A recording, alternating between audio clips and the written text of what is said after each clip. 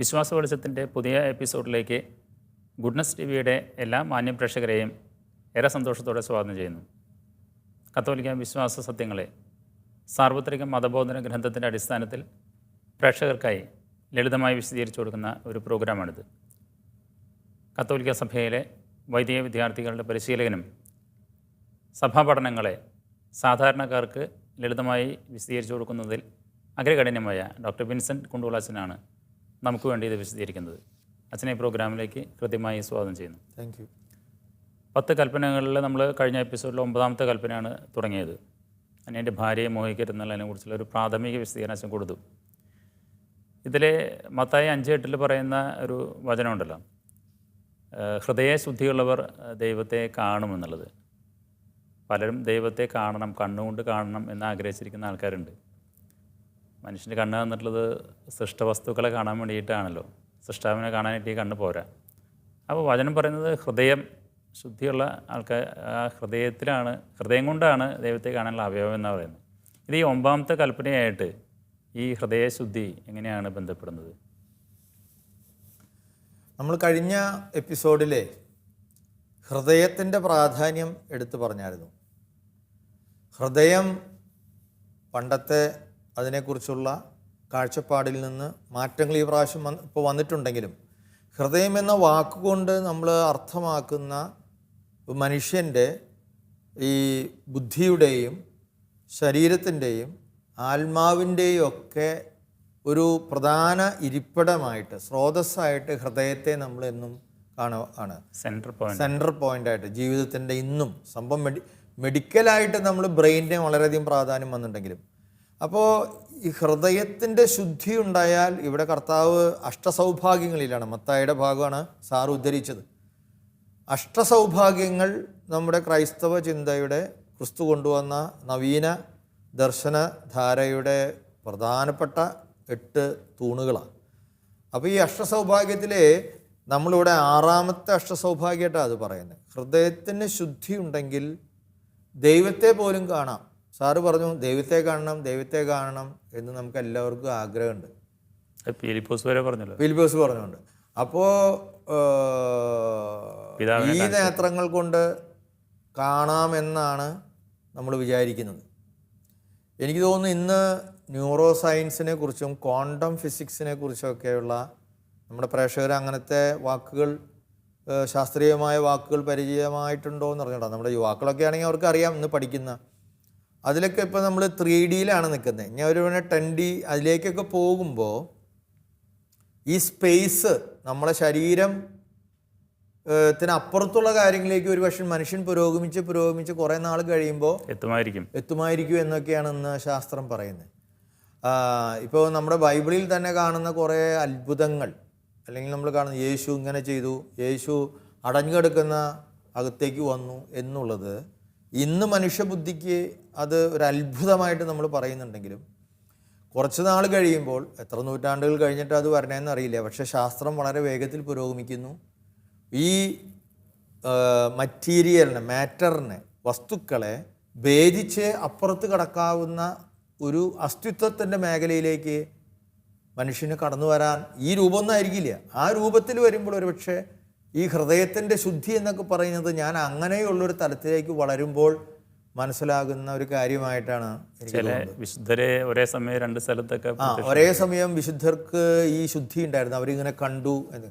അതേസമയം ഇതിൻ്റെ വലിയൊരു പ്രശ്നം, നമ്മൾ ഹൃദയശുദ്ധിയുള്ളവർ ദൈവത്തെ കാണുമെന്ന് അത് അനാവശ്യമായ രീതിയിൽ വ്യാഖ്യാനിക്കാൻ തുടങ്ങിക്കഴിഞ്ഞാൽ നമ്മുടെ കുറേ ആൾക്കാർ ഇത് പറയാറുണ്ട്. പഴയ കാരണവന്മാർ ഇച്ചിരി ചിന്നൻ്റെ അസുഖമൊക്കെ തുടങ്ങുമ്പോൾ 70, 75, 80 വയസ്സൊക്കെ ആകുമ്പോൾ, ഞാൻ പ്രായമുള്ള ആൾക്കാർ പറയാറുണ്ട് ഇന്നലെ രാത്രി ഔസപിതാവ് വന്നു എന്നൊക്കെ പറയുന്ന ഒരു സാധനത്തെ അവരെ നമ്മൾ ചിന്നൻ്റെ അസുഖമായിട്ടാണ് കണക്കാക്കുന്നത്. അല്ലെങ്കിൽ ഞാൻ രാത്രി പറമ്പിലേക്ക് ഒന്ന് ഇറങ്ങി, പണ്ട് ടോയ്ലറ്റൊന്നും അകത്തില്ലല്ലോ, പുറത്ത് ഇപ്പോൾ ഞാൻ കണ്ടു ജോർജ് പുണ്യാളൻ കുതിരപ്പുറത്ത് ടക്ക് അടിച്ചു പോകണം, നമ്മുടെ പഴയ തറവാട് എന്നൊക്കെ പറയുന്ന കാര്യങ്ങൾ. ഇതൊക്കെ അതൊന്നും ഒരു യാഥാർത്ഥ്യമാണോ അല്ലയോ എന്നൊന്നും പറയാൻ ഞാൻ ആളല്ല. പക്ഷേ അങ്ങനെയുള്ള അന്ധവിശ്വാസങ്ങളിലേക്ക് ഒരു പക്ഷേ നമ്മൾ ഇതിനെ ഇപ്പം തന്നെ വളരെ സാമാന്യവൽക്കരിച്ചാൽ ആളുകൾ ചെന്ന് വീഴാൻ സാധ്യതയുണ്ട്. അതുകൊണ്ട് നമ്മളിപ്പോൾ പറയേണ്ടത് അതിൻ്റെ ആത്മീയമായ അർത്ഥത്തിലാണ് സാർവത്രിക മതബോധനം പറയുന്നത്. ഹൃദയത്തിന് ശുദ്ധി ഉണ്ടാവുക എന്ന് പറഞ്ഞാൽ വ്യക്തിക്ക് പൂർണ്ണമായ ശുദ്ധി ഉണ്ടാകുക എന്ന് പറയുമ്പോൾ അത് ദൈവത്തിൻ്റെ ഛായയും സാദൃശ്യവും നമ്മളിൽ ദൈവം പതിപ്പിച്ചിട്ടുണ്ട് സൃഷ്ടിയിൽ.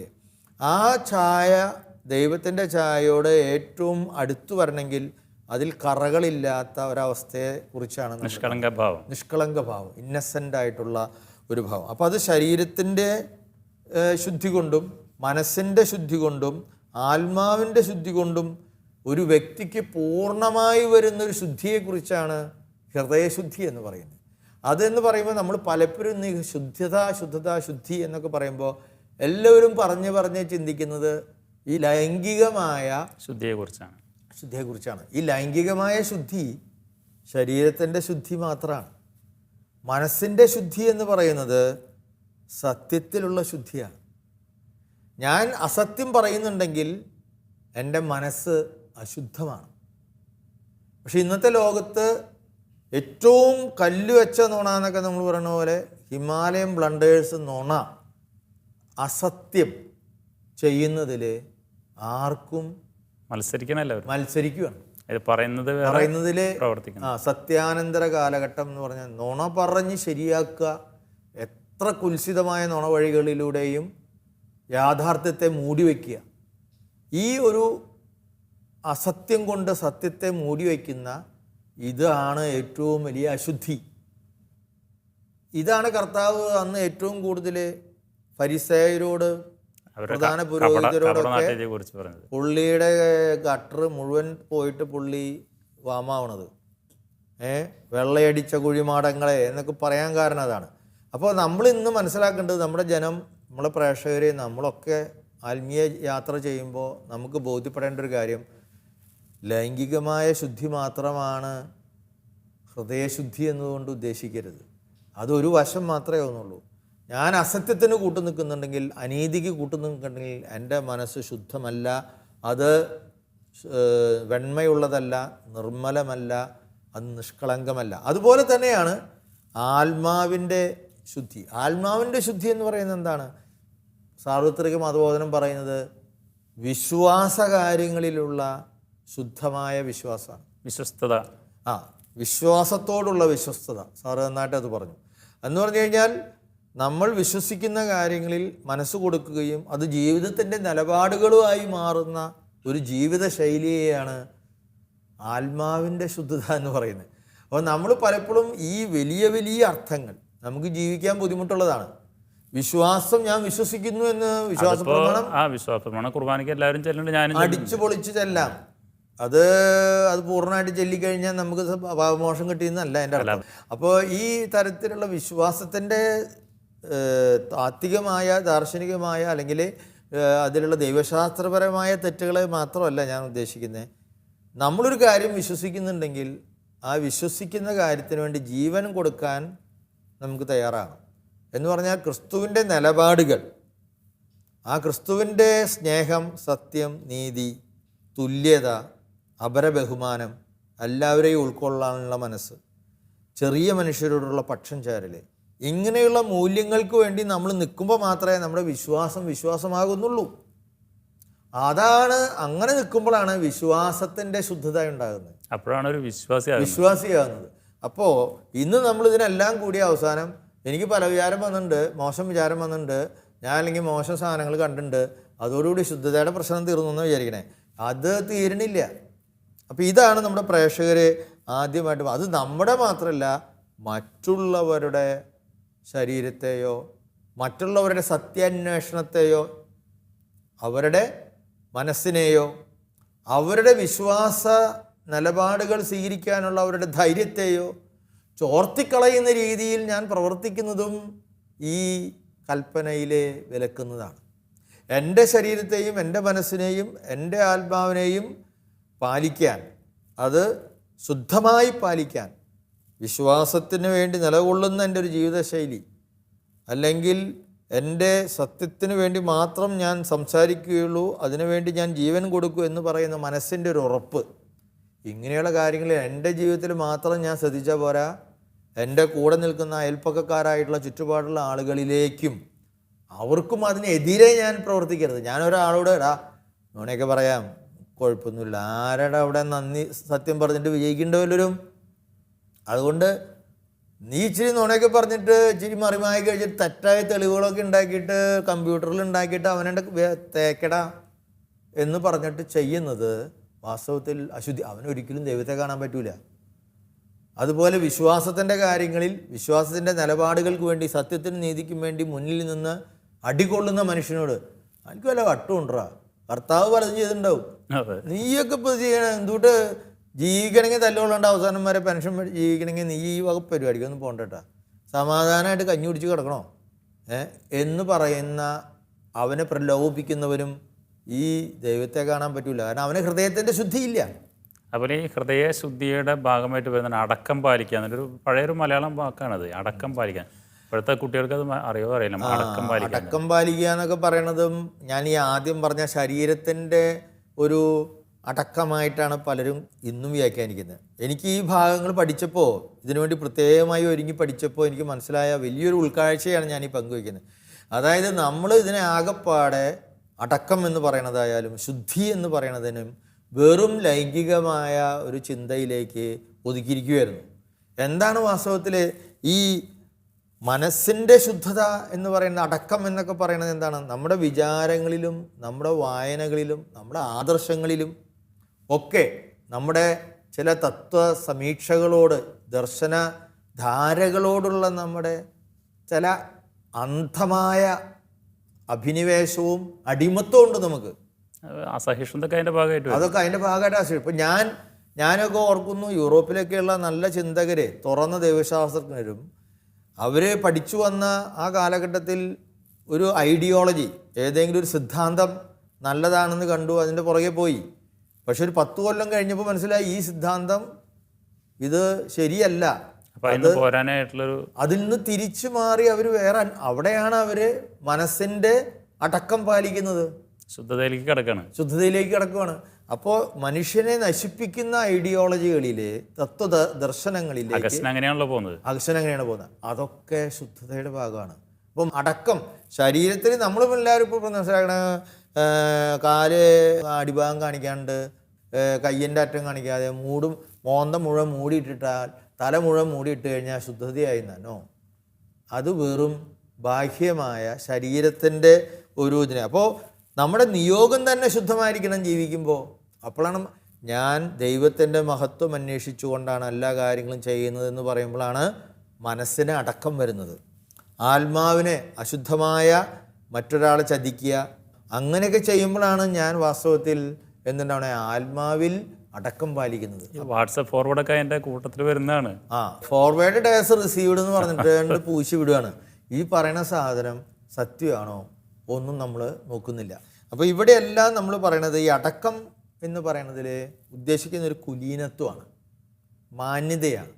അതായത് ചില ആളുകൾ, ഇപ്പോൾ സാറൊക്കെ വളരെ കുലീനമായിട്ടാണ് ഡ്രസ്സ് ധരിച്ചിട്ടുള്ളത്, നല്ല ഷർട്ടും, എന്നാലും അങ്ങനെ ഭയങ്കര പടാർത്ഥമൊന്നുമല്ല, പക്ഷെ അത് തേച്ച് മിനുക്കി നല്ല പാൻറ്റ്, ജീൻസ്, ഷൂ ഒക്കെ ഇട്ടിട്ടുണ്ട്, എല്ലാം കണ്ണടയൊക്കെ വെച്ച് നല്ല ടിപ്പനായിട്ടിരിക്കുമ്പോൾ നമ്മൾ ആൾ കുലീനനാണ് എന്ന് പറയും. ഈ കുലീനൻ ശരീരത്തിൻ്റെ ഒരു കുലീനത. ഞാൻ പിന്നെ ഉടുപ്പ് മൊത്തം ഇട്ടുള്ളതുകൊണ്ട് എന്താണെന്ന് നമുക്കറിയാം. പക്ഷെ കുലീനത്വം എന്ന് പറയുന്ന ഒരടക്കമുണ്ട്. അതുപോലെ തന്നെ ഈ മനസ്സിൻ്റെ വ്യാപാരങ്ങൾ നമ്മളിതുപോലെ എന്തുമാത്രം നിയന്ത്രിക്കുന്നുണ്ടോ അതൊരു കുലീനത്വമാണ്. ഞാൻ സംസാരിക്കുമ്പോൾ വേറൊരാൾക്ക് ഏതെങ്കിലും രീതിയിൽ വൈകാരികമായിട്ട് ഒരു അസ്വസ്ഥത ഉണ്ടാക്കാവുന്ന കാര്യങ്ങൾ സംസാരിക്കാതിരിക്കുന്നത് മനസ്സിൻ്റെ അടക്കമാണ്, കുലീനത്വമാണ്. ആ കുലീനത്വം എന്ന് പറയുന്ന വാക്ക് അടക്കത്തിനോട് ചേർക്കണം എന്നാണ് എനിക്ക് തോന്നുന്നത്. പണ്ട് അടക്കം എന്ന് പറഞ്ഞത്, ഇന്ന് മാന്യത. ചില ആൾക്കാരൊക്കെ പെരുമാറുമ്പോൾ അത് നമ്മൾ കാണാറുണ്ട്, ഒരു ഔചിത്യം എക്സ്ക്യൂസ് മീ എന്ന് പറഞ്ഞുകൊണ്ടാണ് അവർ ഓരോന്നും നമ്മളോട് പറയുന്നത്. എക്സ്ക്യൂസ് മീ, സോറി അതൊക്കെ പറയണമെന്നൊക്കെ പറയണം, താങ്ക്സ് എന്നൊക്കെ പറയണത്. അപ്പോൾ നമ്മളിപ്പോൾ ചില ആൾക്കാരെ ഇടിച്ചു കയറി വർത്താൻ പറയുമ്പോൾ, ചില ആൾക്കാർ ഞാൻ ചില ഡിബേറ്റുകളിലൊക്കെ സംസാരിക്കുമ്പോൾ അവർ പറഞ്ഞു എക്സ്ക്യൂസ് മീ എന്ന് പറഞ്ഞുകൊണ്ടാണ് ചിലർ സംസാരിക്കുന്നത്. അല്ലെങ്കിൽ I beg to differ from you, ഞാൻ നിന്നിൽ നിന്ന് മാന്യമായിട്ട് പറയുകയാണ്, ഞാൻ താങ്കൾ പറഞ്ഞതിൽ നിന്നും വ്യത്യസ്തമായ ഒരു അഭിപ്രായം പറയാൻ എന്നെ അനുവദിക്കണമെന്ന് ഞാൻ യാചിക്കുന്നു. ഐ ബെഗ് ടു ഡിഫർ എന്നൊക്കെ പറയുമ്പോൾ എത്ര കുലീനത്വമാണ്. അപ്പോൾ ഈ കുലീനത്വം ആണ് ഇതിലുകൊണ്ട് ഉദ്ദേശിക്കുന്നത്. അതുപോലെ ഇതിലെ ഒരു ചോദ്യം കൂടി ഉണ്ട് വെച്ചാൽ ഈ ഇത്രയൊക്കെ വ്യക്തി സ്വാതന്ത്ര്യത്തിന് ഇമ്പോർട്ടൻസ് കൊടുക്കുന്ന ഈ ഒരു കാലഘട്ടത്തിൽ നേരത്തെ അച്ഛൻ വസ്ത്രധാരണത്തിനെ കുറിച്ച് പറഞ്ഞു. അപ്പോൾ ഈ വസ്ത്രധാരണത്തിന് സഭ ഇപ്പോൾ പള്ളിയിലേക്ക് സർവീസിന് വരുമ്പോഴായാലും അല്ലെങ്കിൽ പൊതുവെ ക്രിസ്ത്യൻസിന് ഒരു മാന്യമായ വസ്ത്രധാരണം, അതിന് നേരത്തെ ഉപയോഗിച്ച് വാക്കാം, മാന്യമായ വസ്ത്രധാരണം ഉണ്ട്. അതൊരു ശരീരത്തിന് കൊടുക്കുന്ന ഒരു ബഹുമാനത്തിൻ്റെ അല്ലെങ്കിൽ ദൈവത്തെ മഹത്വപ്പെടുത്തുന്നതിൻ്റെ തന്നെ മറ്റൊരു പ്രതിരൂപമാണത്. അതെ, അതിനെക്കുറിച്ചും കൂടി ഒന്ന് പറയാം. അതായത് ഇന്ന് ചിലപ്പോൾ പലപ്പോഴും ഞാൻ അസ്വസ്ഥതകളെ പല ഇടവകളിലും പറഞ്ഞു കേൾക്കാറുള്ളതാണ്. യൂറോപ്പിൽ കുറച്ച് നാൾ ജീവിച്ചിട്ട് ഒരു മാസം അവധിക്കാലത്ത് വരുന്ന, അതായത് യൂറോപ്പിലാണ് അവർ ജീവിക്കണേ, അല്ലെങ്കിൽ അവർ അമേരിക്കയിലായിരിക്കാം, അല്ലെങ്കിൽ ഇന്നിപ്പോൾ മലയാളി ക്രിസ്ത്യാനി എല്ലായിടത്തും ഉണ്ടല്ലോ, അല്ലാത്ത സ്ഥലമില്ല. അപ്പോൾ ഓസ്ട്രേലിയയിലായിരിക്കാം, അല്ലെങ്കിൽ ഗൾഫിലായിരിക്കാം, ഗൾഫിൽ തന്നെ വികസിതമായ രാജ്യങ്ങളിൽ. അതുപോലെ അങ്ങനെ യൂറോപ്പിൽ നിന്നോ അമേരിക്കയിൽ നിന്നോ ഓസ്ട്രേലിയയിൽ നിന്നൊക്കെ വരുന്ന പിള്ളേരെ അവിടുത്തെ ഒരു ഡ്രസ്സിൻ്റെ ഒരു പാറ്റേൺ ഉണ്ട്. അതേ രീതിയിലായിരിക്കും ചിലപ്പോൾ നമ്മുടെ പള്ളികളിലേക്ക് വരുന്നത്. അപ്പോൾ ഇവിടെ വരുമ്പോൾ വെച്ചാൽ ഈ സാംസ്കാരികമായ പശ്ചാത്തലത്തിലുള്ള വ്യത്യാസം ഒരു പരിധിവരെ നമ്മൾ കാണിക്കണം. അതാണ് അതിലൊരു പ്രധാനപ്പെട്ട കാര്യം. ഇപ്പോൾ യൂറോപ്പിലെ ഒരു വളരെ ഷോർട്ടായിട്ടുള്ള ഒരു ട്രൗസർ ഒരു പെണ്ണിട്ടിട്ട് എവിടെ വന്നാലും ആരും അതിനെക്കുറിച്ച് മൈൻഡ് ചെയ്യില്ല. അത് അപ്പോൾ അത് വെച്ചാൽ അത് അവർക്ക് അങ്ങനെ അതിനെക്കുറിച്ചൊരു ഇതില്ല. നമ്മുടെ ഇവിടെ ആ രീതിയിൽ ഒരാൾ വന്നു കഴിയുമ്പോൾ ഇവിടെ അങ്ങനെയുള്ളൊരു കാര്യമില്ല. നമ്മളെ മൊത്തം കാര്യത്തിൽ നമ്മുടെ വ്യത്യാസമുണ്ട്. ഇപ്പോൾ നമ്മൾ ഷെയ്ക്ക് ഹാൻഡ് കൊടുക്കാറില്ല, ഇപ്പോൾ ഷെയ്ക്ക് ഹാൻഡ് കൊടുത്തു തുടങ്ങി. ഈ സാംസ്കാരിക വലിയ അധിനിവേശവും അങ്ങനെ ഗ്ലോബലൈസേഷൻ്റെ ആഗോളപരമായ നമ്മളൊരു കുടുംബമാകുന്നു എന്നൊക്കെ പറയുമ്പോൾ ടി വിയിലും കാര്യങ്ങളിലൊക്കെ കാണുമ്പോൾ ഇന്ന് ആർക്കും അതിന് നിയന്ത്രണം വയ്ക്കാൻ പറ്റൂലല്ലോ. നമ്മുടെ ഇവിടെ ഏറ്റവും നല്ല കാര്യം നമസ്തേ. ഞാൻ യൂറോപ്പിൽ വരുമ്പോൾ ആദ്യം എല്ലാവരും നമുക്ക് കൈയൊന്നും തരില്ല, അവർ നമ്മളെ വളരെയധികം വന്ദിച്ചുകൊണ്ട് അവരും കൈ കൂപ്പി ഇങ്ങനെ നിൽക്കുകയുള്ളൂ. അപ്പോൾ നമസ്തേ. നമ്മുടെ വീടുകളിൽ പരമ്പരാഗതമായ ചില വീടുകളിൽ ഹൈന്ദവ പാരമ്പര്യമുള്ള വലിയ വീടുകളിലൊക്കെ ഇപ്പോഴും എനിക്ക് തോന്നുന്നത് അവർ ഒരു പിതാവിൻ്റെയും മാതാവിൻ്റെയും കാലുമേ തൊട്ട് വന്നിച്ചിട്ടാണ് പുറത്തേക്ക് ഇറങ്ങുക. കാരണം നമ്മൾ കോമൺ സെൻസ് ഉപയോഗിക്കണം. പള്ളിയിലേക്ക് നമ്മൾ കയറുമ്പോൾ ഏറ്റവും ഒരു വിശുദ്ധമായ സ്ഥലത്തിന് അതിൻ്റേതായ ഒരു അർത്ഥമുണ്ടല്ലോ. അവിടെ ഇപ്പോൾ അച്ഛൻ വിചാരിക്കുകയാണ് ഞാൻ ഷോർട്ട് ഇട്ടിട്ട ഖുർആനെന്ന് വെച്ച് കഴിഞ്ഞാൽ അതൊരു നല്ല കാര്യമല്ല. എല്ലാ ധർമ്മത്തിനും എല്ലാ കർമ്മത്തിനും സാമൂഹികമായ ചില ആചാരങ്ങളും അനുഷ്ഠാനങ്ങളും ഉണ്ട്.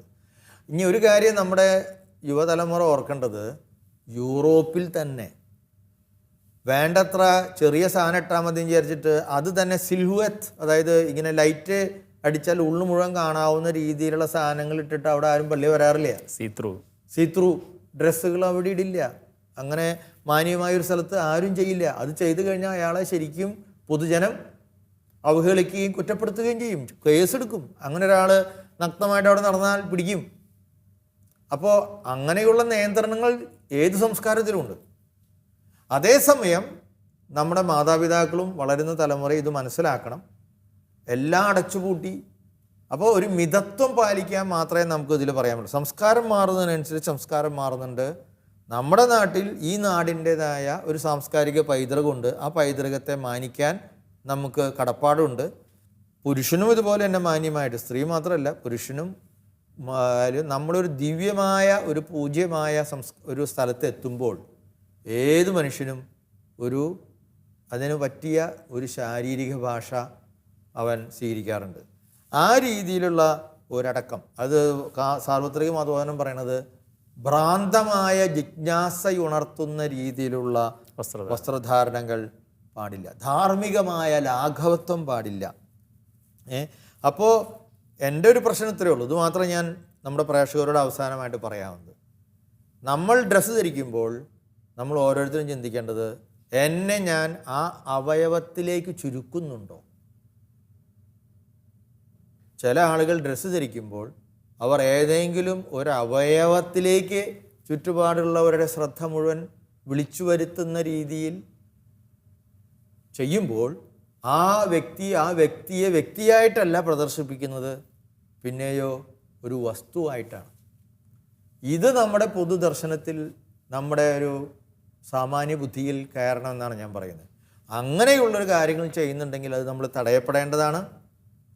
ഇപ്പോൾ ഗവൺമെൻറ് ഓഫീസിൽ പോകുമ്പോഴും നമുക്ക് അതിനൊരു നിയമമല്ലേ. അപ്പോൾ അതുപോലെയുള്ള അതേസമയം അങ്ങനെയൊന്നും ഇല്ലെങ്കിൽ അങ്ങനെയുള്ള ഒരു വസ്തുവിലേക്ക് ഒരാളെ ചുരുക്കുന്ന രീതിയിലല്ല, ഒരുവിധം ആൾ നന്നായിട്ടൊക്കെ ഡ്രസ്സ് ധരിക്കുന്നു, പക്ഷേ ചില വ്യത്യാസങ്ങളൊക്കെ ഉണ്ട് എന്ന് വെച്ച് അങ്ങനെയുള്ള യുവതലമുറയെ അധിക്ഷേപിക്കുകയും അതിൻ്റെ പേരിൽ വലിയ സദാചാര ഗുണ്ടകളായിട്ട് പ്രവർത്തിക്കുകയും ചെയ്യുന്ന മുതിർന്ന തലമുറയുടെ പുറത്താക്കപ്പെടുന്ന രീതിയും ശരിയല്ല എന്ന് ആണ് എനിക്ക് പറയാനുള്ളത്. നമുക്ക് ഈ എപ്പിസോഡ് വൈൻഡപ്പ് ചെയ്യാനുള്ള സമയമായി.